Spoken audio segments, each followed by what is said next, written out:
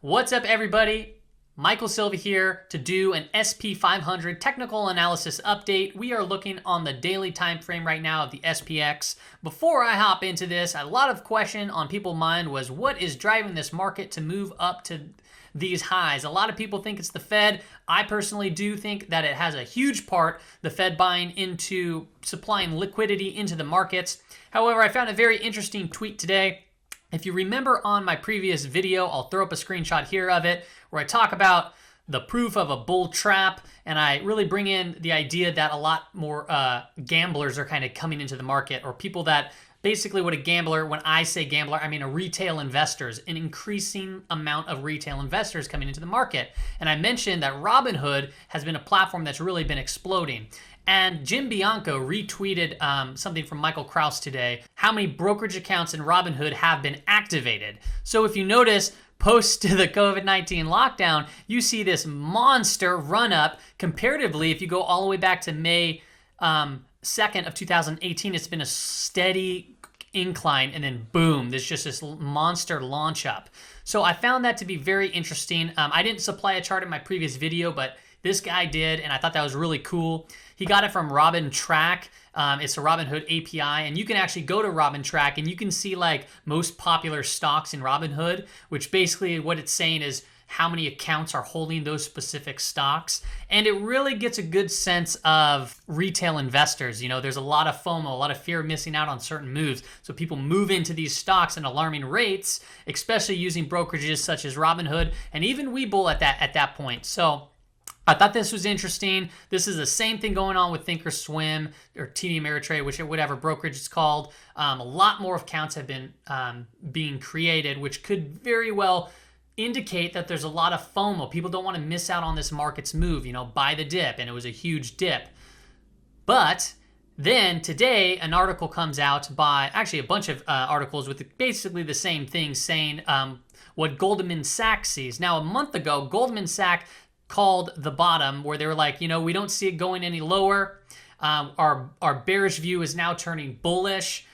And now, just recently, CNBC brought out that there are 6 reasons why Goldman Sachs sees the market dropping nearly 20% in the next 3 months. So interestingly enough, Goldman Sachs was eventually, a month ago, they were saying, you know, our bearish view has turned bullish. Now their bullish view is now turning bearish. So these could be somewhat of indicators saying, hey, this is going to bring in a little bit more scare into the markets.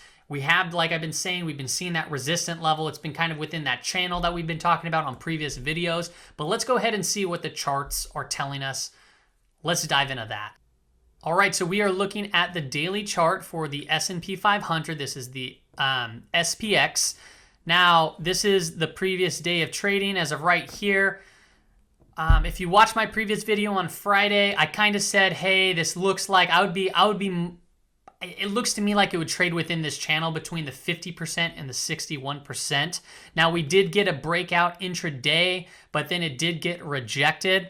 Still, it's kind of within this little trend line, so there's not much going on other than that, and then it's really sitting at the 61% level. What we need to see is how it played out intraday to really get a good grasp of where we might see it move tomorrow. All right, so in order to see really where momentum's kind of heading, I'm going to bring up the 30-minute time frame. Now, the black line indicates the 61% retracement level, and this blue line is that trend line that I drew out on the daily. This is something that I've been kind of tracking here now for quite a few videos. Now, it's going to be interesting to see if we can get a retest of this trend line. I mean, in order to kind of know if we might see that, let's go ahead and look at previous supports that it's going to have to break through. Well, today's last 30 minutes on the chart today, look where it closed. It closed right next to a very important level. This was a very clear area of support that it closed on and basically just froze right there. The next level of support will probably be right down in this range. So if we can break through that tomorrow and close below that, I would really think that this price can head lower to retest this trend line. It's a very big possibility. Now, that's a big jump, so it might take multiple days in order to do that. It's a little too hard to tell at this point, but that would be the first 2 moves it have to make, is to break through that support and break through this support. How the stock played out intraday was quite interesting. We saw a gap down, which is bearish, and then it pushed lower and lower and really stopped right around this, kind of make a double bottom on these previous days here. And then boom, from that point, it really started chugging upwards. And just in the last 30 minutes, it kind of broke down a little bit. So it really depends on where we open up tomorrow, once again, to see like, hey, are we going to close above this 61% level? Is it going to happen? Because lately, I've been thinking personally, it's just going to be trading within the 61% and the 50% level for a little bit longer. It's coiling up to make a big move. It's shaking out people by just having these intraday like big swings. If you were watching my Instagram earlier today, I was watching the 5-minute time frame, and I'll throw up a screenshot. I threw it up on my Instagram. I forget what time it was, maybe an hour into trading, and it really performed this really nice triangle. And as you can see there on the screen, it's a nice triangle. And then if you were intraday trading, that was, once it broke above that, it was just an excellent trading opportunity on the SPY to capture some decent profits. So if you did that, if you saw it, cool, congratulations. If not, no big deal. There's going to be plenty of opportunities elsewhere. All right, so we're back here on the daily time frame.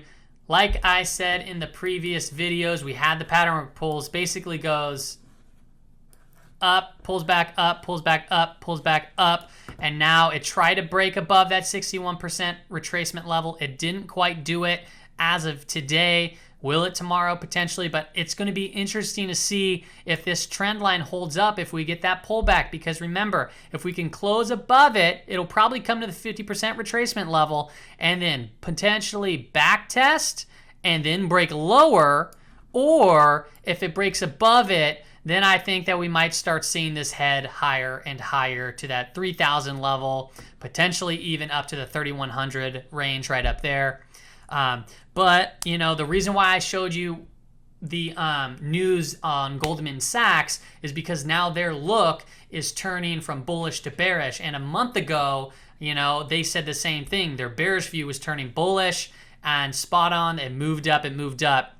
So I'm kind of thinking, yeah, it's going to be within this 50 to 60% retracement level. I think if we see the break of that trend line and then the retest and then heads potentially lower, and I think that's when we start seeing the new lows start happening. Now, I mean, by new lows, I mean lower than the previous, 4 or 5 weeks of trading, not necessarily a new low of this. We'd have to wait for more data on that to take place.